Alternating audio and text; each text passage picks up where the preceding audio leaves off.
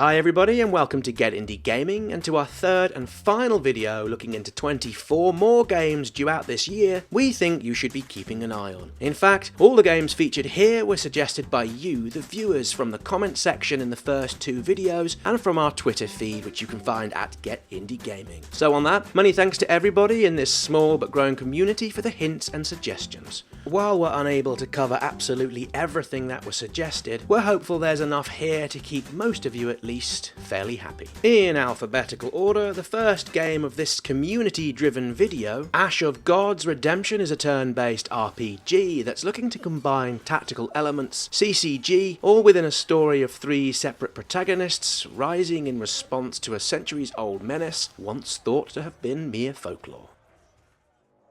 First announced all the way back in 2014, Basingstoke is a top-down shooter survival roguelike hybrid that features the burnt-out shell of the titular Hampshire town here in the UK. In it, you'll do battle against the recent undead and alien creatures within randomly generated levels. Perhaps one of the biggest risks of a 2018 no-show will we finally see Below's top-down adventure game that we first saw all the way back at E3 in 2013.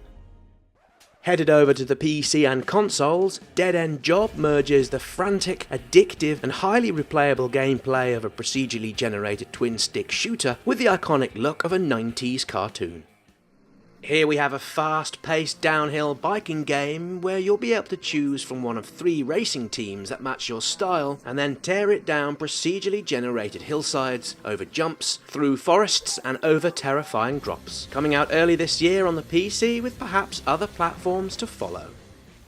With Eter, we have an action RPG built around exceptional combat and formidable challenges, all within a wonderfully looking pixelated, mythological Norse world.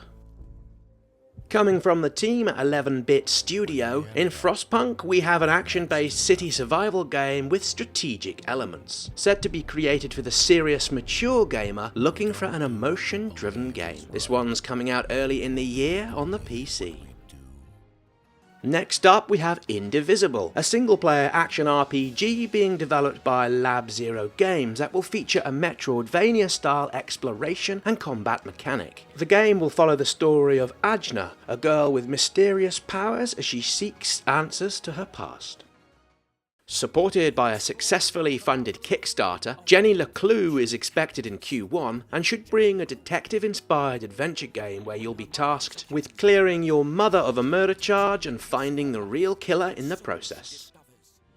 Here we have an action RPG headed to the PC, PlayStation 4 and the Xbox One this coming February. Kingdom Come Deliverance is a single-player experience set in 1403 that features historically accurate and realistic content, wrapped up within a highly interactive world and emergent gameplay.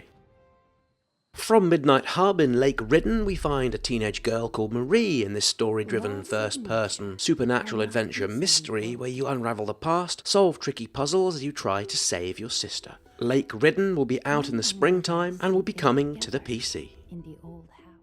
With Laser League, you'll battle against the opposition for control of nodes that bathe the arena in deadly light, evade rival coloured beams and fry your opponents with speed, strength and strategy. Another success via Kickstarter, Little Devil Inside is a pretty-looking action-adventure RPG with an in-depth, light-hearted and fun art style packaged together with a Skyrim-like notion of exploration. With Lost Ember, we have a story-driven third-person exploration-adventure game for PC and consoles. With a wolf as the main character and with a determined companion by your side, you'll unveil a story of loyalty, despair and betrayal that led to the collapse and fall of civilization.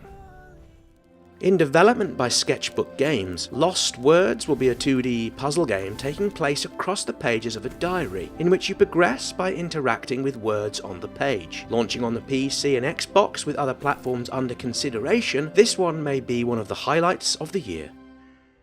Announced in October of last year and coming to consoles and PC this spring, Masters of Anima sees you play as Otto in his quest against the forces of evil in action-packed battles, where you're able to summon and control up to 100 guardians who can obey your every command.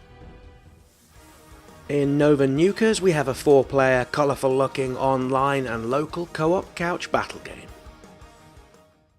Cube 2 is the sequel to the hit first-person puzzle game Cube. You play as Amelia Cross, a stranded archaeologist who is mysteriously woken among the sand-swept ruins of an ancient alien landscape. Together with the distant help of another survivor, Commander Emma Sutcliffe, you must traverse and manipulate the structure of this forgotten world to find a way home.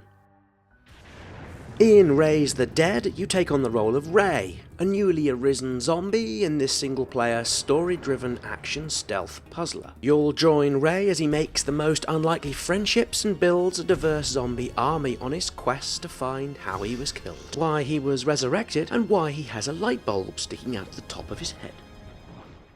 Taking influence from Flower and Journey, Shape of the World features a vibrant, low-poly art style that sees you wander around a procedurally generated forest. The forest grows and evolves as you venture through it. This serene-looking experience will glide onto the PC, PlayStation 4, and Xbox most likely within the second half of the year.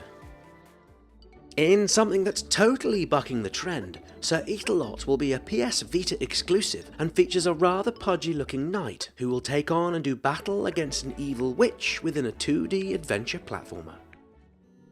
Up now in Church in the Darkness, an action infiltration game, you take on the role of Vic, an ex-cop having travelled to South America to find his nephew who's joined an extremist sect. This one's set in the 1970s and you'll be able to choose how you tackle the cult. Will you be stealthy? Will you choose non-lethal methods or kill anyone getting in your way?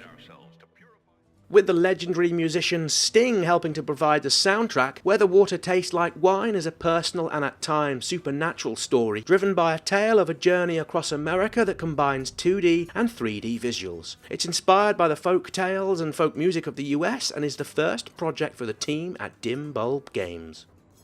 The last of this year's indie games to watch, Yoku's Island Express mixes pinball gameplay with platforming elements, all within an apparent open-world environment. You'll play as Yoku, a dung beetle whose role is to deliver mail around the island. This one looks absolutely delightful and will come out this year on the PC and all the leading consoles. And with that, many thanks for watching. See anything you like, or perhaps you have a personal favourite coming out this year that we haven't covered in this or our other 2 videos, please let us know in the usual place. If you haven't done so already, why not subscribe to stay in the loop with all things indie gaming. Hopefully see you here soon for some more videos.